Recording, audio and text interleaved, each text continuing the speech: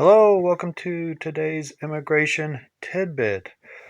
Okay, well, if they took away your ESTA, that means they think that you committed some kind of immigration violation, such as fraud or working without authorization. I'm wondering if, for example, they looked at your phone and they saw communications with your employer, um, and then they sent you back to Europe. So there's a couple ways to handle this.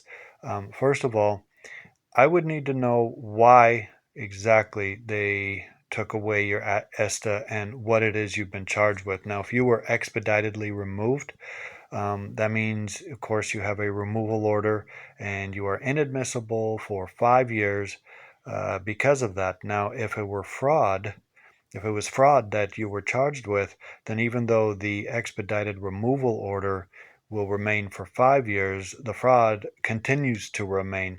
So if in fact you did not commit fraud or you did not commit what it is they say you did, then you would have to do various motion to get back over in order to get that decision reversed. Otherwise, you can apply for a non-immigrant waiver, which will waive anything if it's approved other than security interests, except you're not going to be able to just magically get the ESTA back. Once that's been revoked, you're going to need to apply for a visa. And it would also depend if one reason they took it is you might have overstayed, and if you overstay and then try to come back, they'll take your ESTA away as well.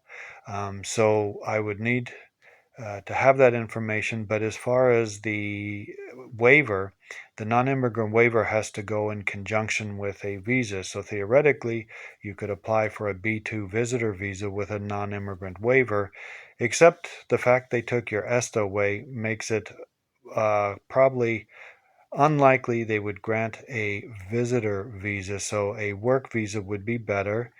Depending what country you're from, you can get an E2 investor's visa along with the non-immigrant visa. Both of them, or waiver, both of them have to be submitted at the same time, and then at some point in the future, they will agree whether to grant both the waiver and the visa. Uh, that would be the only realistic way to proceed.